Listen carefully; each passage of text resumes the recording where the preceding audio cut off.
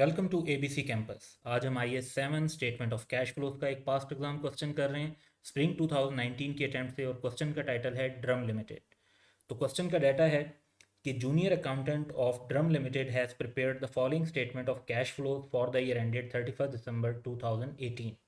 तो जो statement of cash flow यहाँ पर दी हुई है वो एक incorrect statement of cash flow लग रही है अपेरेंटली फर्स्ट लुक पर ही, क्योंकि इसमें सिर्फ इंक्रीज़ और डिक्रीज़ लिखे हुए हैं ऑपरेटिंग एक्टिविटीज़ में भी, इन्वेस्टिंग के अंदर भी, और फिर फाइनेंसिंग के अंदर भी। फिर डिक्रीज इन कैश बैलेंस और ओपनिंग क्लोजिंग बैलेंस भी दिया हुआ है। अब इवन अगर आइटम्स को देखा जाए तो जो रिटेन अर्निंग का इंक्रीज़ है वो ऑपरेटिंग के अंदर दिया हुआ है, जबकि रिटेन अर्निंग इक्विटी का आइटम है। हाँ, प्रॉफिट का इफेक्ट, अगर प्रॉफिट भी 1360 होता तो फिर अलग बात थी। डिविडेंड को फाइनेंसिंग में होना चाहिए, एंड सो ऑन। तो हमारे पास जो आइटम है, retain earning, dividend payable, trade receivable, interest accrued, land and building, equipment, inventory, tax payable, share capital और प्रीमियम, लॉन्ग टर्म लोन और ट्रेड एंड अदर पेएबल्स। तो फर्दर डाटा ये है कि junior accountant inform you that he has taken the difference of opening and closing balances of each balance sheet item and classified each difference as either operating, investing और financing cash flow. So basically इस सारे process में दो जो गलतियां हैं, एक तो ये कि हर आइटम का सिंपली ओपनिंग क्लोजिंग लेकर नहीं लिखना होता स्टेटमेंट ऑफ कैश फ्लो में।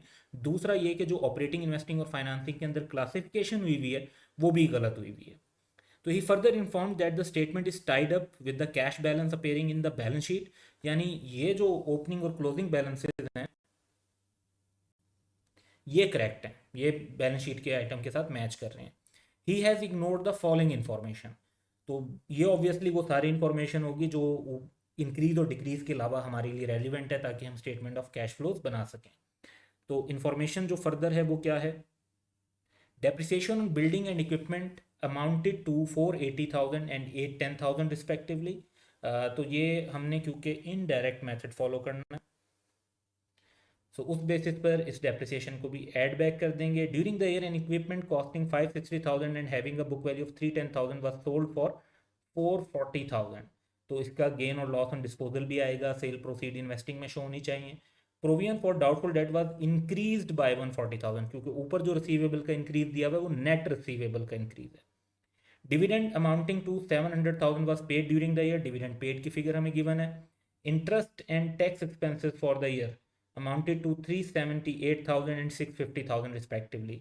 तो ये एक्सपेंस की फिगर है, इंक्रीज डिक्रीज ऊपर दिए हुए हैं, उनकी बेसिस पर हम इसका जो कह लें कि पेड अमाउंट फाइंड आउट कर सकते हैं। Trade and other payable as at 31 December 2018 included ₹950,000 for purchase of land and building. तो ये 950,000 जो है वो ट्रेड पेबल की इंक्रीज डिक्रीज से सेपरेट कर देंगे और इसको कंसीडर करेंगे प्रॉपर्टी प्लांट इक्विपमेंट के जो एक्विजिशन है उसके अंदर। सो यहाँ पर इसका जो क्वेश्चन को सॉल्व करने की दो टेक्निक्स हैं। एक टेक्निक तो ये है कि हम रेलिवेंट जो ये एडिशनल फॉर्मेशन है इसको लें और ऊपर का जो इंक्रीज डिक्रीज है उसको कॉन्सेप्चुअली प्लस या माइनस कर दें, ताकि हम अमाउंट ऑफ कैश पेड या रिसीव्ड की अमाउंट फाइंड आउट कर सकें। और दूसरा तरीक़ेकार, क्योंकि हम ज़्यादातर टी अकाउंट की बेसिस पर कैलकुलेशन कर रहे होते हैं, तो फिर जब ये इंक्रीज डिक्रीज का डाटा आता है तो डायरेक्टली तो ये थोड़ा प्रॉब्लमेटिक लगता है। तो उसका भी एक बड़ा आसान तरीका है कि जहाँ पर भी इंक्रीज हो रहा है तो आप एज्यूम करें कि ओपनिंग बैलेंस जीरो था और जितने से इंक्रीज कह रहे हैं उसको क्लोजिंग बैलेंस ले लें। इसी तरह जहाँ पर डिक्रीज हो रहा है तो जितने से डिक्रीज हो रहा है उतने का ओपनिंग बैलेंस ले लें और क्लोजिंग बैलेंस को जीरो ले लें। यानी एक एंड को जीरो ले लें तो जो इंक्रीज डिक्रीज है वो आपके टी अकाउंट के लिए ओपनिंग और क्लोजिंग बैलेंस आपका अवेलेबल हो जाएगा। सो इसी अप्रोच को फॉलो करते हुए हम इस क्वेश्चन को सॉल्व करेंगे।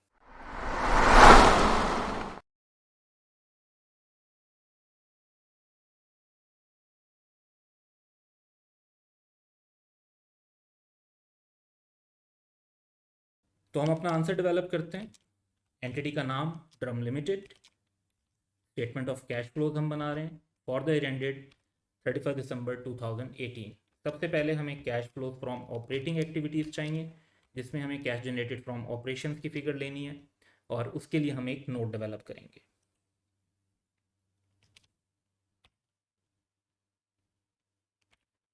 तो इनडायरेक्ट मेथड के हिसाब से हमने कैलकुलेशन करनी है। हमारे पास जो हमें स्टार्टिंग फिगर चाहिए वो है प्रॉफिट बिफोर टैक्स की। अब प्रॉफिट बिफोर टैक्स की इस क्वेश्चन में डायरेक्ट तो कोई फिगर नहीं दी हुई, हमें जो रेलिवेंट डाटा दिया हुआ है उसको देखते हैं।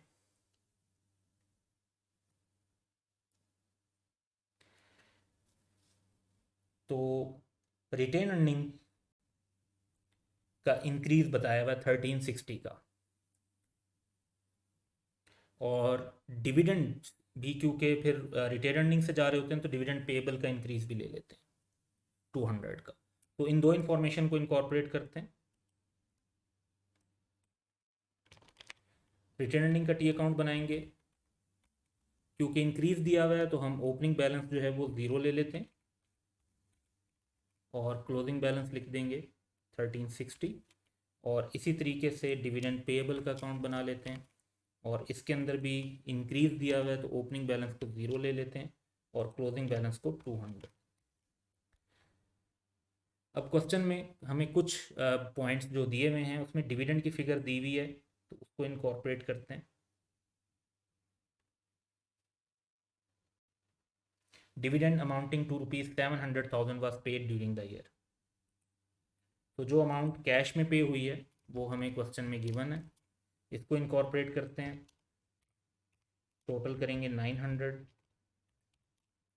तो एज अ बैलेंसिंग फिगर हमारे पास वो अमाउंट आ जाती है जो रिटेन अर्निंग से ट्रांसफर हुई होगी डिविडेंड पेएबल में, क्योंकि जब डिविडेंड डिक्लेयर किए जाते हैं तो एंट्री होती है retain earning debit dividend payable credit. तो डिविडेंड पेएबल रिटेन अर्निंग की वजह से डेबिट हुआ होगा 900 से, विच मीन्स कि हमें यहाँ पर इसका डेबिट इम्पैक्ट मिल जाएगा 900 से। और अब इधर टोटल करते हैं 2260 तो एज अ बैलेंसिंग फिगर हमें प्रॉफिट आफ्टर टैक्स की अमाउंट मिल जाएगी, दैट इज़ 2260। तो हमें प्रॉफिट आफ्टर टैक्स की वैल्यू तो मिल गई, लेकिन हमें अपने नोट में जो चाहिए होती है फिगर वो प्रॉफिट बिफोर टैक्स की चाहिए होती है। तो उसका तरीक़ेकार ये है कि हमें टैक्स की अमाउंट देखनी होगी। टैक्स की अमाउंट है 650,000। सो टैक्स की इस अमाउंट को ऐड बैक कर देंगे प्रॉफिट आफ्टर टैक्स में। तो प्रॉफिट आफ्टर टैक्स हमने वर्किंग वन से लिया, टैक्स एक्सपेंस को ऐड बैक किया, तो हमारे पास प्रॉफिट बिफोर टैक्स आ गया। अब हमें नेक्स्ट एडजस्टमेंट्स लेनी है। सबसे पहली जो हमारी एडजस्टमेंट होगी वो डेप्रिसिएशन की, नॉन कैश आइटम के तौर पर जैसे हर जगह लेते हैं। तो डेप्रिसिएशन क्वेश्चन के अंदर गिवन है कि depreciation on building and equipment amounted to 480,000 and 810,000 respectively. तो ये हम ऐड बैक कर देंगे 1290। इसके बाद मज़ीद नॉन कैश आइटम में बैड डेट्स नहीं है, डाउटफुल डेट्स हैं, तो उनको इनकॉर्पोरेट कर लेते हैं। थर्ड इंफॉर्मेशन है कि provision for doubtful debt was increased by 140,000। तो जितने से प्रोविजन इंक्रीज हुई होती है उतने का ही हमने एक्सपेंस रिकॉर्ड किया होता है।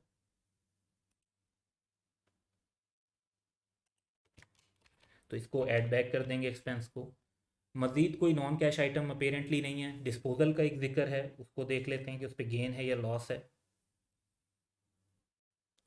During the year, an equipment costing 560,000 and having a book value of 310,000 was sold for 440,000।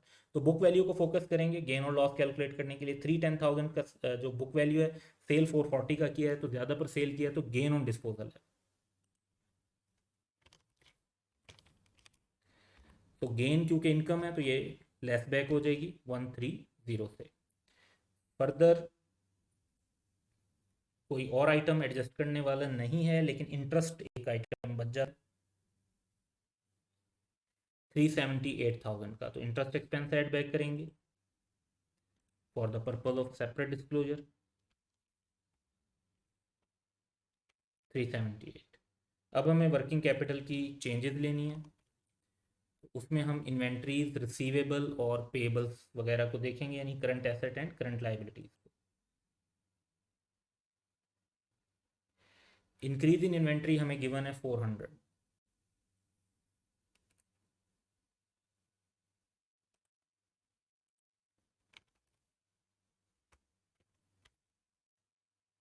Decrease basically.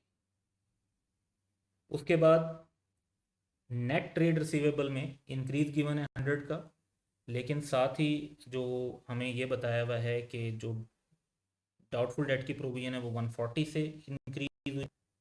तो अगर ये 140 से प्रोविजन इंक्रीज ना हुई होती तो रिसीवेबल में इंक्रीज 140 से मज़ीद ज़्यादा होता। तो based on that increase in receivable अगर ग्रॉस पे शिफ्ट करते हैं तो डाउटफुल डेट वाली प्रोविजन को इसमें ऐड बैक कर देंगे 140 की, तो 240 का टोटल इंक्रीज कंसीडर होगा।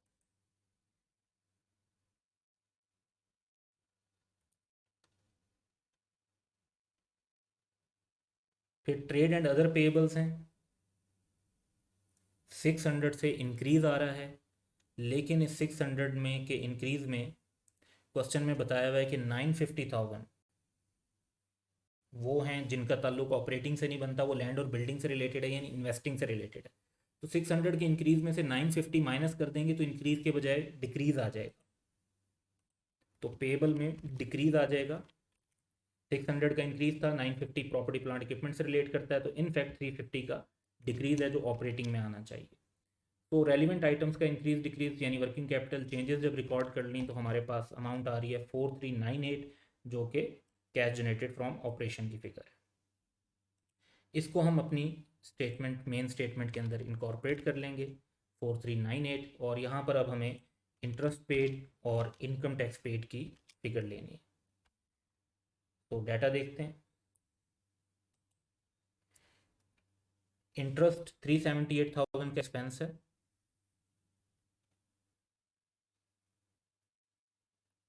और इंक्रीज हुआ है एक्रूवल में 50 का, यानी ओपनिंग एक्रूवल 0 कंसीडर कर लें, क्लोजिंग 50 कंसीडर कर लें। तो based on that 378 plus opening accrual 0 का माइनस 50 का closing accrual, that would be 328 interest paid. Same income tax के साथ कर लेंगे, 650,000 की फिगर है,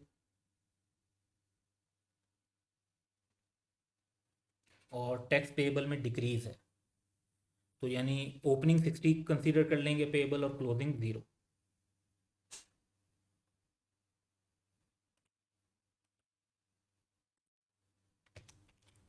तो expense plus opening accrual minus closing accrual, amount आ गई 710,3360 का हमारे पास कैश फ्रॉम ऑपरेटिंग एक्टिविटीज आ गई। नेक्स्ट हमारी जो है वो cash flow from investing activity होगा, जिसके अंदर हमारा फोकस होगा नॉन करंट एसेट्स पे।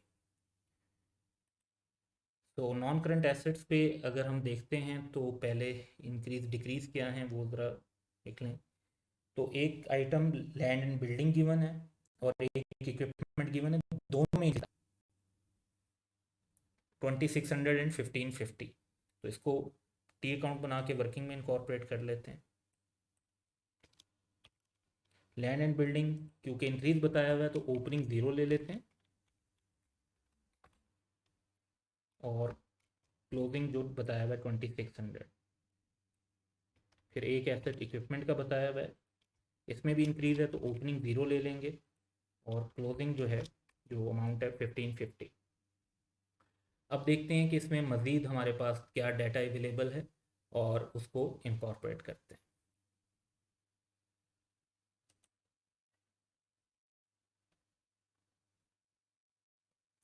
तो सबसे पहले तो डेप्रिसिएशन दी हुई है बिल्डिंग और इक्विपमेंट पे, बिल्डिंग की 480 और इक्विपमेंट की 810।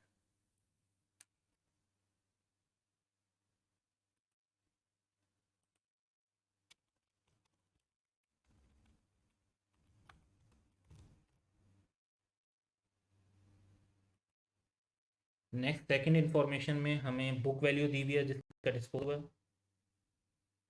310,000।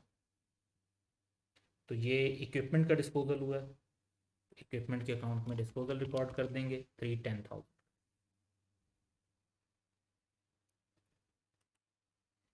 इसके बाद doubtful debt, dividend, interest, tax, trade and other payable में 950,000 की ऐसी लैंड और बिल्डिंग है जो यानी अक्रूवल पे परचेज की, तो ये नॉट कैश के अगेंस्ट नहीं होगी, एडिशन हुआ है लेकिन पेबल के अगेंस्ट हुआ।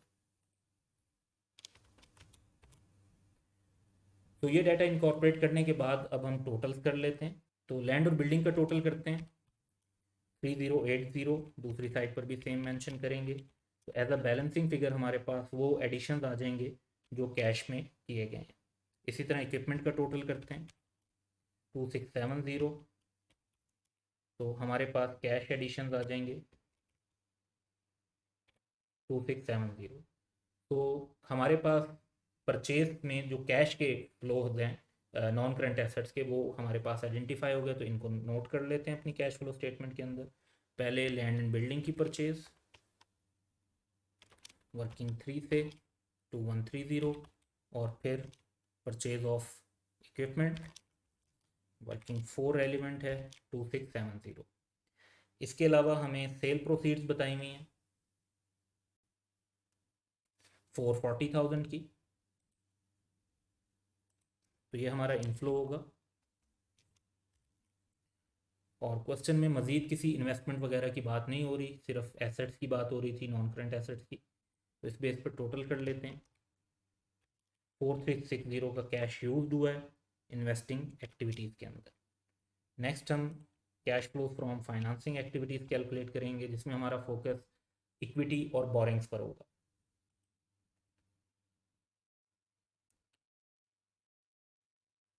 तो सारे आइटम हम टिक करते आ रहे हैं। तो शेयर कैपिटल और प्रीमियम में हमें नज़र आ रहा है 2350 का इंक्रीज है।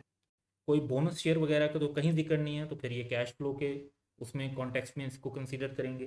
तो 2350 का इनफ्लो रिकॉर्ड कर लेते हैं। This one item was correct in the statement of cash flow given in the question.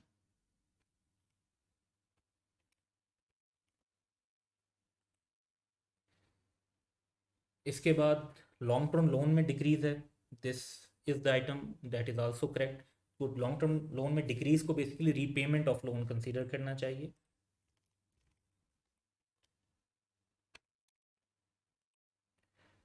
और नाउ यू कैन सी कि क्वेश्चन की जो इनिशियल इंफॉर्मेशन थी वो हम सारी इंकॉर्पोरेट कर चुके हैं। Dividend is relevant.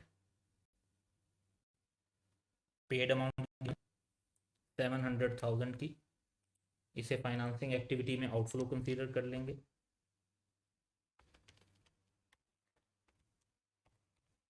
650 का total, that is net cash from financing activity.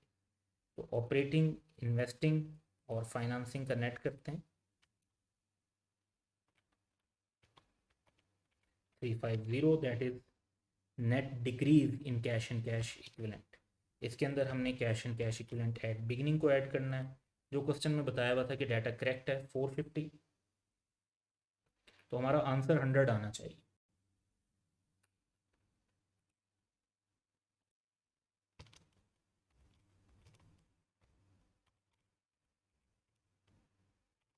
तो cash and cash equivalent at end 100 आ रहे हैं, जो कि क्वेश्चन में जो करेक्ट बैलेंस बताया हुआ कैश का उसके साथ भी मैच कर रहे हैं। तो ये क्वेश्चन की रिक्वायरमेंट थी कि statement of cash flow accordingly बनाई जाए। So that's that requirement fulfilled here. That's all for today. Have a good day.